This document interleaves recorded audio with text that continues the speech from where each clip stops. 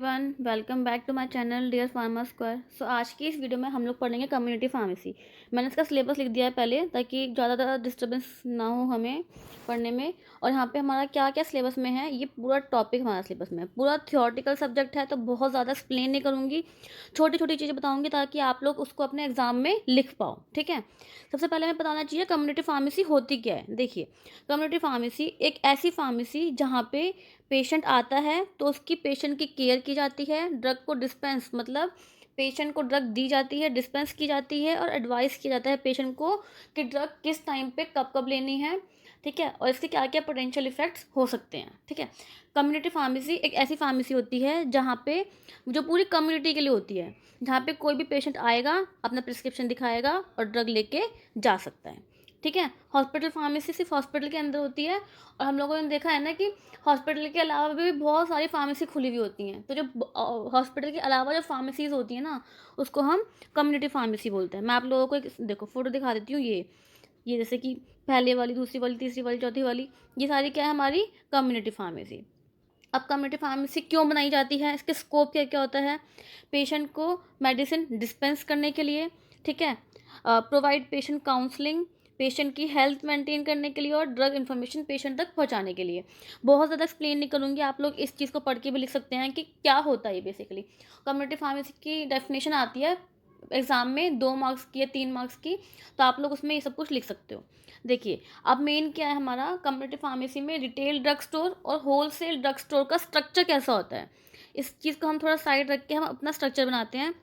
हर कोई इंसान community pharmacy में गया है, ठीक है, यहाँ पे कोई भी इंसान नहीं जो कम्युनिटी फार्मेसी में नहीं गया। तो उसका बेसिक स्ट्रक्चर क्या होता है, एक ऐसा स्क्वायर फीट होता है, ठीक है, ये 10 स्क्वायर फीट होता है, ये रिटेल की बात कर रहे हैं हम ये।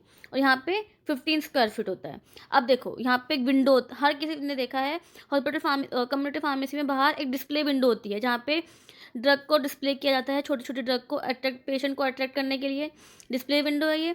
यहाँ पे पेशेंट आ सकता है, यहाँ पे एंट्रेंस होता है। ये तो पूरे साइड साइड के ना पूरे रैक्स, ये फ्रिज है, ये पूरा रैक है, ये पूरा रैक है, ये फ्रिज है। ठीक है, अब पेशेंट आया, पेशेंट यहाँ पे आके वेट कर सकता है, ये क्या होता है, वेटिंग एरिया। और ये टेबल लगी हुई होती है कि पेशेंट आया, पेशेंट ने यहाँ पे देखा, इंटरेक्ट किया फार्मासिस्ट से, फार्मासिस्ट ने रैक से ड्रग निकाली और टेबल पे रख दी, और ये टेबल चेयर होती है। ठीक है, टेबल और चेयर, सारे रैक्स होते हैं, फ्रिज होती है, यहाँ पे लिखा नहीं है फ्रिज है, रेफ्रिजरेटर। ठीक है, ये तो डिटेल फार्मेसी हो गया, हर किसी इंसान ने देखा है। पेशेंट आता है, ये डिस्प्ले विंडो होती है, पेशेंट आता है, यहाँ पे वेट करता है, ड्रग फार्मासिस्ट निकालता है, फाइनली वापस देता है। ये रैक्स रैक्स रैक्स होते हैं। और ये तो हमारी रिटेल फार्मेसी हो गई। होलसेल फार्मेसी और में मतलब तो कुछ डिफरेंस ये होता है कि होलसेल फार्मेसी में और ज़्यादा रैक्स होते हैं। ये होलसेल फार्मेसी है, डिस्प्ले विंडो तो हर किसी में होगी ही होगी, डिस्प्ले विंडो, ये एंट्रेंस हो गया। अब यहाँ पे रैक्स, ये रैक्स, 2 3 ऐसे रैक्स, ये फ्रिज। ठीक है, ये तो उसमें भी कॉमन था, इसमें भी कॉमन है, उसमें रैक्स ऐसे थे, इसमें रैक्स ऐसे हैं।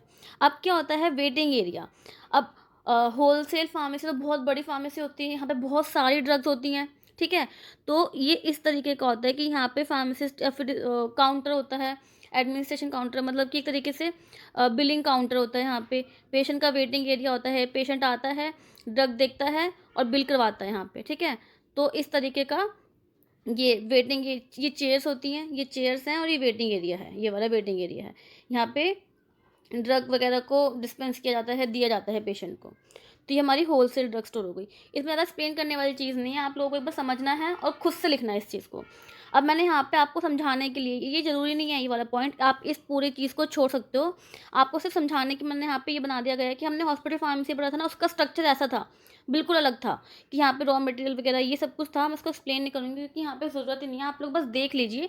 हॉस्पिटल फार्मेसी इस तरीके से होती है, रिटेल फार्मेसी हमारी इस तरीके से होती है, होलसेल फार्मेसी हमारी इस तरीके से होती है। ज़्यादा टाइम नहीं लगाएंगे इन चीज़ों में।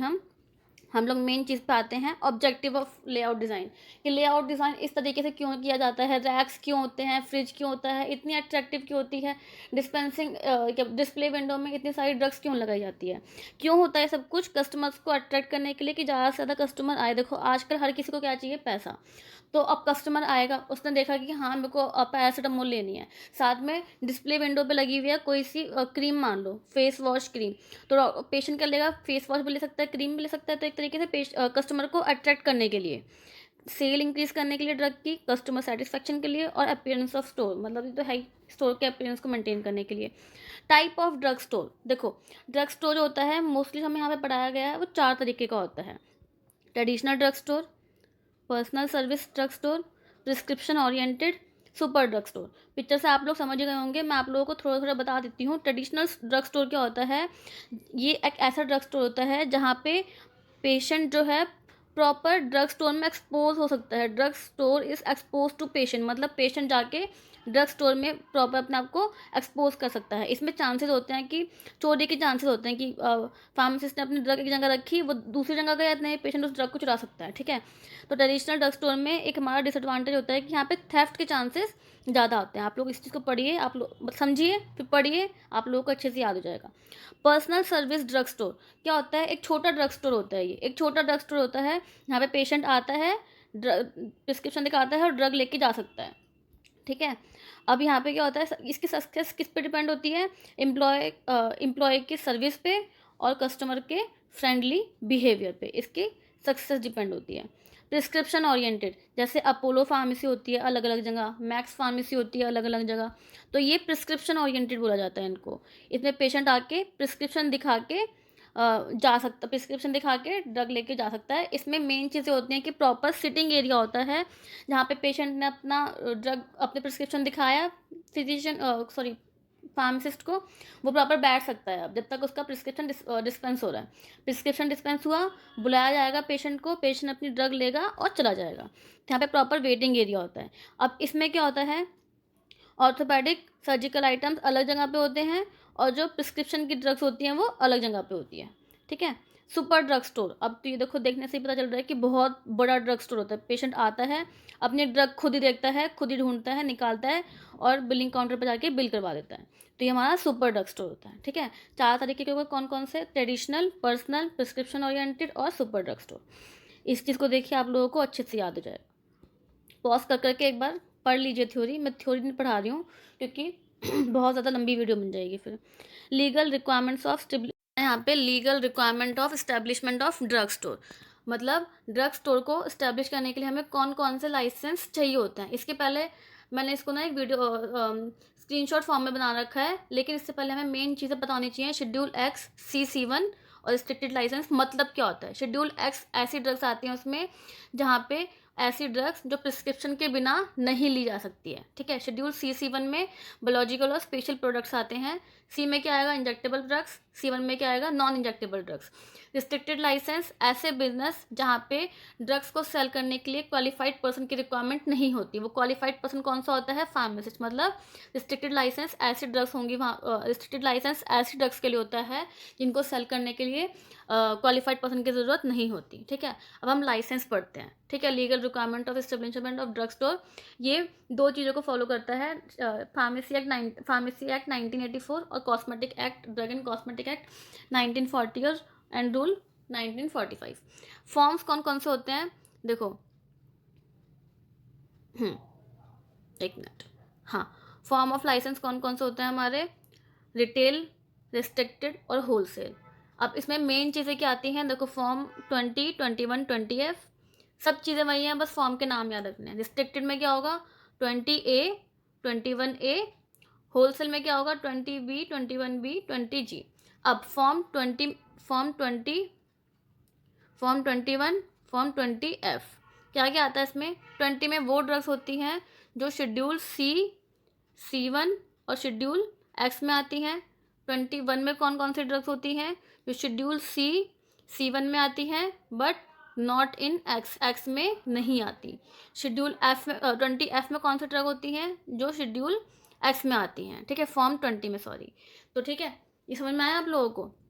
अब रिस्ट्रिक्टेड लाइसेंस भी वही हो गया है, बस नाम चेंज हो गया है। रिस्ट्रिक्टेड लाइसेंस फॉर्म 20A और 21A के लिए होता है। अब फॉर्म 20A में क्या आएगा, वो वाली ड्रग जो शेड्यूल C1 और X में आएंगी। 21A में क्या होगा, जो ड्रग C1 में होंगी लेकिन X में नहीं होंगी। और बाकी कोई और लाइसेंस होता ही नहीं, क्योंकि यहाँ पे शेड्यूल X मतलब बिना प्रिस्क्रिप्शन के ड्रग दी ही नहीं जाती। तो शेड्यूल ये लास्ट वाला फॉर्म यहाँ पे आएगा ही नहीं। होलसेल के लिए भी सब चीज़ें सेम है, बस नाम बदल रहा है। 20 की जगह 20B इसकी जगह 21B, इसकी जगह 20G। 20B में कौन सी आएगी? ऐसी ड्रग जो C1 और S में दी जाती है। 21B में क्या आएंगी? ड्रग जो C1 में दी जाती है लेकिन X में नहीं दी जाती। 20G में जो ड्रग शेड्यूल X में दी जाती है। ठीक है, उसके लिए फॉर्म होता है। कि समझ में आया ना आप लोगों को? ज़्यादा कॉम्प्लिकेटेड नहीं किया मैंने, सब चीज़ें वही हैं, ये वाली चीज़ें सब की सब सेम है, बस नाम आपको फॉर्म याद रखने हैं। ठीक है, बाकी सब चीज़ें सेम है इसमें हमारी। तो हमने ज़्यादा टाइम नहीं लिया इसमें। डिस्पेंसिंग ऑफ प्रॉप्रिएटरी प्रोडक्ट्स, इससे पहले हमें बताना चाहिए कि प्रॉप्रिएटरी ड्रग्स क्या होती हैं। ऐसे जो हमने पढ़ते नहीं है कि ड्रग का ब्रांड नेम होता है और उसका जेनरिक नेम होता है, मतलब सॉल्ट नेम। मान लो कि पैरासीटामोल है, उसका ब्रांड नेम क्या हो गया? डोलो। ठीक है, तो क्या हो गया? प्रॉप्रिएटरी ड्रग। तो ऐसी ड्रग जो ब्रांड नेम से बेची जाती है उनको क्या बोलते हैं हम? प्रॉप्रिएटरी ड्रग। ठीक है, जब कम्युनिटी फार्मेसी में कोई प्रॉप्रिएटरी प्रोडक्ट दिया जाता है, मतलब कोई एक ब्रांड नेम सप्लाई हो रहा है, ब्रांड ड्रग सप्लाई हो रहा है। प्रोसेस इसका सेम टू सेम है जो सभी को पता है, तो उसको ज़्यादा एक्सप्लेन नहीं होगा यहाँ पे। क्या क्या है? पेशेंट आया, पेशेंट ने अपना प्रिस्क्रिप्शन दिया फार्मासिस्ट को, फार्मासिस्ट ने प्रिस्क्रिप्शन देखा, तो प्रॉपर्टी प्रोडक्ट को सेलेक्ट किया गया, लेबल किया गया, पेशेंट को बताया गया कि सुबह शाम लेनी है, सुबह शाम रात लेनी है। फाइनली मेडिकेशन दे दी और एंड हो गया, ख़त्म हो गया। समझ में आया आप लोगों को? पेशेंट आया, प्रिस्क्रिप्शन दिया फार्मासिस्ट को, फार्मासिस्ट ने प्रिस्क्रिप्शन देखा, उसने दवाई निकाली, दवाई को लेबल किया, पेशेंट को बताया कैसे कैसे लेनी है, पेशेंट को हैंड ओवर कर दी, बात ख़त्म। ये आप लोगों को पेपर में आ सकता है। और सबसे इम्पॉर्टेंट यहाँ पे फॉर्म है, फॉर्म तो आता ही आता है, जो मैंने ऊपर पढ़ाया था आप लोगों को। और ये प्रोसेस जो है बहुत छोटा सा है, सबको पता है इसके बारे में, बस आप लोगों को अगर पेपर में आएगा ना, ये डायग्राम बना के इसको एक्सप्लेन कर देना एक बार हर पॉइंट को। ठीक है, तो अब क्या है यहाँ पे? Maintenance of records. अब क्या आता है हमारा? Maintenance of records. Hospital pharmacy में, नहीं सॉरी, कम्युनिटी फार्मेसी में बहुत सारे रिकॉर्ड्स होते हैं जिनको मेंटेन करना ज़रूरी होता है। अगर मेंटेन नहीं किया जाएगा तो उनके अगेंस्ट पेनल्टीज़, अगर अलग अलग एक्शन हो सकते हैं। अगर कोई ड्रग इंस्पेक्टर ने वहाँ पे आके इंस्पेक्ट कर लिया और देख लिया कि वो वाली रिकॉर्ड्स वहाँ पे नहीं है। रिकॉर्ड्स मेंटेन करना हर जगह बहुत इंपॉर्टेंट होता है, चाहे वो फार्मेसी हो गई, चाहे वो कोई भी अलग अलग कंपनीज हो गई, हर कहीं पे ड्रग के रिकॉर्ड्स को मेंटेन करना बहुत इंपॉर्टेंट होता है। ठीक है, लीगल रिकॉर्ड्स। अब यहाँ पे क्या क्या होता है? फार्मेसी के ऑनर की रिस्पॉन्सिबिलिटी होती है कि वो ड्रग के जितने भी रिकॉर्ड्स हैं उसको अप टू डेट रखे। कौन कौन से एक्ट के according? Drug and cosmetic act 1940, rule number 1945, poison act 1919, इनके अकॉर्डिंग वो सारे के सारे ड्रग के रिकॉर्ड्स को मेंटेन करके रखें। अगर ड्रग रिकॉर्ड मेंटेन नहीं किए गए तो उनके अगेंस्ट लीगल एक्शन और पेनल्टीज लग सकती हैं। पेशेंट रिकॉर्ड, कौन से एरिया में ज़्यादा ड्रग्स बिक रही हैं उसका रिकॉर्ड्स। ठीक है, कौन सी ड्रग पेशेंट बहुत कम लिए जा रहा है वो वाले रिकॉर्ड्स। हाई रिस्क मेडिसिन होती हैं उनके रिकॉर्ड्स। तो पेशेंट के प्रॉपर रिकॉर्ड्स मेंटेन होनी चाहिए प्रॉपर शेड्यूल के अकॉर्डिंग। अगर ये नहीं हुए तो वही पेनल्टीज इसमें भी लग सकती हैं। ठीक है, financial records regarding past and present financial status, मतलब फार्मेसी में पहले क्या क्या आया, आगे क्या क्या आएगा। ठीक है, इन्वेंट्री रिक्वायरमेंट्स, सब कुछ A to Z financial record होने चाहिए हर किसी फार्मेसी में। For evaluation of past operation, planning of present activities, forecasting need, controlling the activities, मतलब वही है कि फ्यूचर में क्या क्या चीज़ें फार्मेसी में रिक्वायर होंगी, अभी क्या क्या फार्मेसी में फाइनेंशियल स्टेटस है कि क्या क्या मेडिसिन आ रही हैं, कौन कौन सी मेडिसिन जा रही हैं, किस टाइम पे कौन सी मेडिसिन आई। A to Z सारे के सारे रिकॉर्ड फार्मेसी में मेंटेन होने चाहिए। ठीक है, तो यहाँ पे हमने इस टॉपिक को पूरा कंप्लीट कर लिया है। ज़्यादा टाइम हमने इसमें नहीं लगाया है क्योंकि पूरा थ्योरेटिकल सब्जेक्ट है, तो मैंने इसको ज़्यादा एक्सप्लेन किया ही नहीं है। तो आप लोग एक बार इस चीज़ को पढ़ लीजिए अच्छे से, स्क्रीनशॉट लेना तो स्क्रीनशॉट ले लीजिए ताकि आप लोग इसको पेपर में अच्छे से लिख पाएँ। अगर आप लोगों को कोई और क्वेश्चन है, सजेशन है, तो आप लोग इसको हमारे कमेंट सेक्शन में ज़रूर लिखिए ताकि हम भी अपना आपको इम्प्रूव कर पाएँ। So thank you guys, thank you.